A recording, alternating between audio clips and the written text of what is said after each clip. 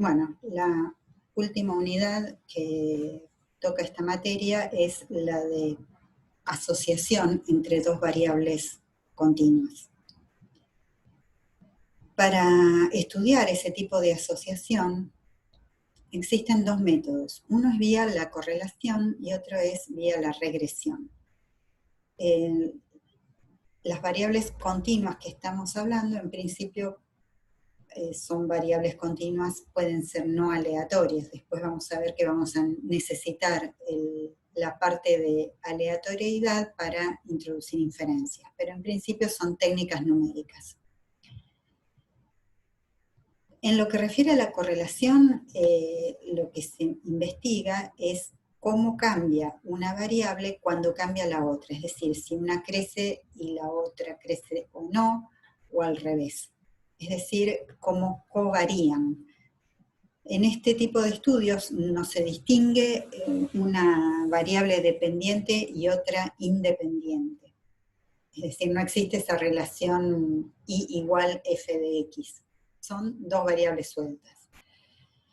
Y lo que es importante es que no se intenta describir causalidad a través de la asociación. Es decir, que el cambio en una no causa necesariamente el cambio en la otra, solo se observa el fenómeno. En cambio, en la regresión, lo que se intenta explicar es la magnitud de los cambios de una variable como respuesta a los cambios de la otra. Entonces ahí sí necesitamos introducir este concepto de que una variable depende de la otra. A la variable que experimenta los cambios en función de la otra la vamos a llamar variable dependiente. Y a la otra, variable independiente, o también es habitual en la terminología de modelos llamarla predictora. Arranquemos con la correlación poblacional. Vamos a tener dos variables aleatorias, en este caso, y vamos a anotar ρ a la correlación poblacional. La correlación mide, en realidad, la fuerza que tiene la asociación lineal entre X e Y. Es decir, bueno, por un lado, el coeficiente de correlación es un número que varía entre -1 y 1. Y si la relación entre X e Y es perfectamente lineal, es decir, que Y se expresa como A por X más B, la correlación ρ va a ser o 1 o -1, dependiendo el signo de la pendiente de la recta. Si planteásemos un gráfico de dispersión entre X e Y, tendríamos que correlaciones positivas tienen este recorrido, crecen ambas, cuando crece X crece la Y. La correlación negativa indica que cuando crece una, la otra decrece, y la correlación cero puede ser indicativo de que no hay, que el patrón de dispersión no tiene ninguna forma en particular, o que ese patrón tiene una forma que es no lineal. Por ejemplo, la correlación cero se puede dar en cualquiera de estos dos casos. Es decir, que la correlación en realidad es correlación lineal, es una medida de cuán linealmente asociada veo dos variables. Cuanto más próximo a 1 o a -1, el patrón va a presentarse más próximo a una posible recta, o sea, las dispersiones van a ser más compactas alrededor de una recta. Y es lo que estamos viendo acá con correlaciones altas, una con signo positivo y otra con signo negativo. Y en la medida que la correlación se hace más próxima a cero, el patrón se abre, ¿sí? No importa el signo. Si definiésemos con fórmulas la correlación poblacional y muestral, bueno, depende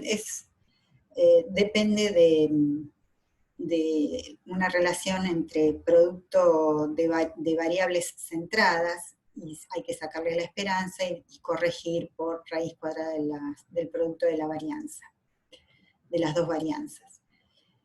no nos interesa la correlación poblacional porque no vamos a hacer inferencias sobre la misma. Se pueden hacer, pero no va a ser nuestro interés en este curso. Sí, a partir de la forma que tiene la correlación poblacional, podemos plantear el estimador como suma de productos de variables corregidas por su media y desvíos. Entonces, introducimos la notación SXI como la suma de XI menos X barra por I sub I menos I barra. Las anotamos en mayúsculas porque estamos en variables aleatorias, son la parte de estimadores. En el denominador lo que corresponde es la raíz cuadrada de una medida de la variación de X con una medida de la variación de Y, es decir, la suma de XI menos X raya al cuadrado, por un lado, por la suma de las I sub I menos I raya al cuadrado por otro, o sea, la variación de X acá y la variación de Y acá. Todo raíz cuadrada. O sea, todo esto hace que respete esos límites que habíamos analizado, que el coeficiente de correlación varía entre -1 y 1, y es 0 en el caso de relación lineal perfecta. Y el espejo con la muestra, una vez evaluada, es a nivel de estimación. Entonces, a ese coeficiente de correlación muestral de forma estimador, tenemos la estimación, y escribimos todos con minúsculas, es decir, la correlación entre X e Y es la suma de los cruzados XY dividido la raíz de las desviaciones de las variaciones de X por las variaciones de Y. O sea, tenemos los tres niveles: población, muestra y estimación. Por ejemplo, supongamos que tenemos precios mayoristas y ventas semanales de cajas de arándanos que un productor realiza en 8 puntos de venta. Entonces, tenemos los precios y cuántas cajas vende. Yo puedo realizar una dispersión y observar este patrón en los puntos. Como estamos en correlación, es indiferente haber planteado el precio en las X y las cajas en las Y. Podríamos haber hecho, haberlo girado y el concepto es el mismo. Recordemos que en correlación solo importa la asociación, no importa la dependencia lineal.